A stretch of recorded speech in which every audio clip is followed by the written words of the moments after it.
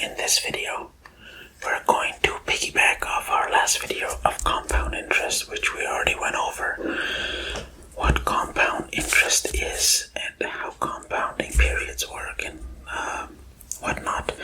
But in that video we did future value, in which we calculate how much a current investment or loan will cost or earn in the future after a certain point. In this video we're going to look at present value, which is basically us calculating the principal we would have to invest now to get a certain amount, or to get a certain future value in a certain amount of time. So in this case, let's work into it. So let's look at an example of a investment that we want to make to grow to our target is $15,000, and we want to invest this at 6% annually 6% interest per year compounded.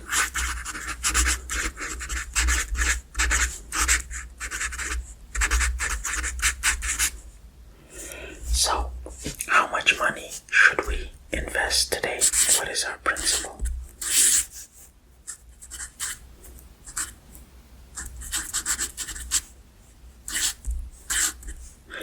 So, now let's actually do our calculation. So we know that our interest formula is that our amount will equal our principal amount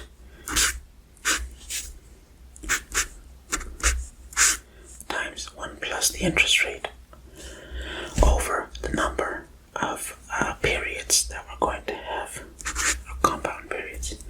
So we know that, let's see. Oh wait, one thing that I left out of the word problem is that we want to hit our 15,000 target at 6%, but we want all this to grow to 15,000 in 10 years. So how much should our principal be? So we know our amount is 15,000. Our principal, we don't know. We know that our interest rate is 0.06. And we know that we want to do this in 10 compound years. So it was actually that simple all along. Just rearrange and you have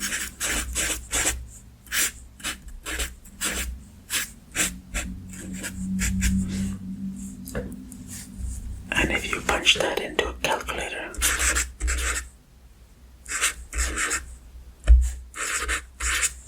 there you go. If you invest $83.75 today and you make 6% interest compounded annually, in 10 years you'll have $15,000. That's kind of what people say to do with the stock market. Invest your money into the S&P 500 index, which has a historical value of 6%. Or was it 10? I can't remember.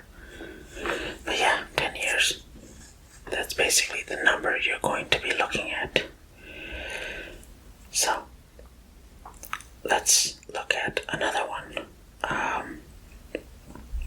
Another example.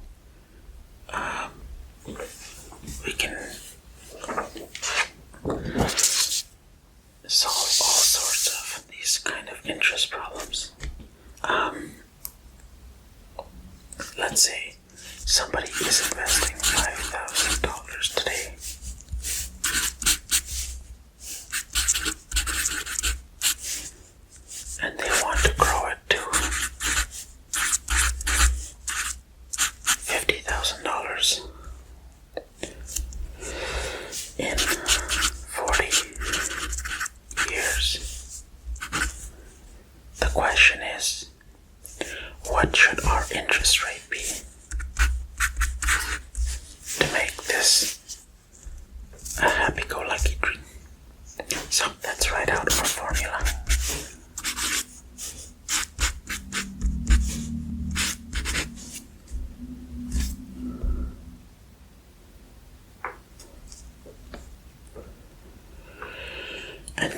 we can actually start solving this.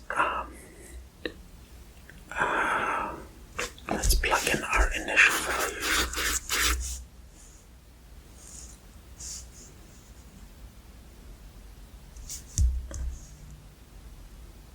Should have 50,000.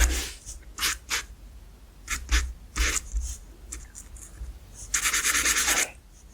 That's I to the power of n. So if we rearrange this, or actually we can divide both sides by 5,000, and I should get, and this has to be actually not 40, I do have the time. So 10 is equal to 1 plus I to the power of 40.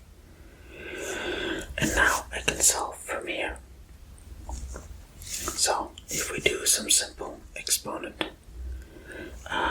math, I could just do root 40 to both sides.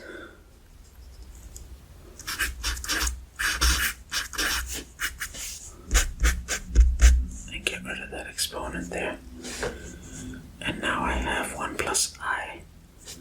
So this should give me roughly 1.0593 equals 1 plus I. And if I subtract 1 from both sides, I'm left with I is equal to 0.093.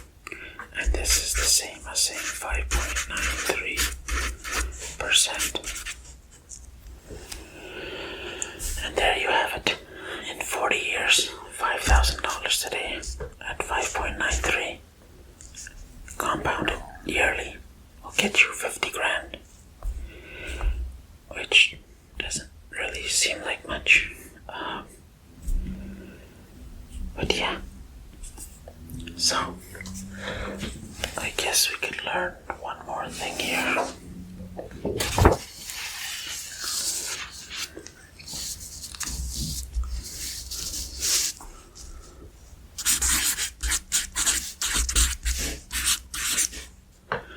The rule of 72, maybe you heard of it, maybe you didn't. Basically, if you don't have a calculator, this is something like banks, investors, even regular people have used to basically approximate calculations involving compound interest. So basically, if you have an interest rate R% per annum, which is compounded, say, yearly, annually, then basically the rule of 72 means that it will take 72 divided by R to double your, basically to double in value. So say you have 8% as your R. If you do 72 divided by 8, it will take 9 years. 9 years for your,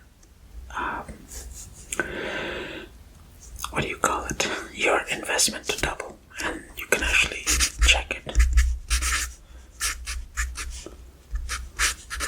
If you plug those numbers in, say you put in a simple $1,000 and you put in 8% and you put 9 here.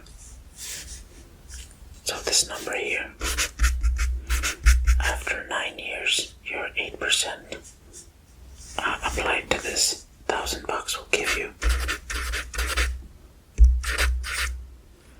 $1,999. That is why the rule of 72 is kind of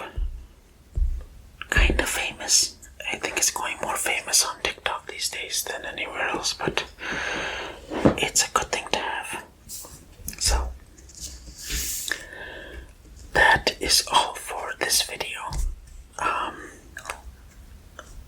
I shall see you in the next one where we do annuities. That'll be fun.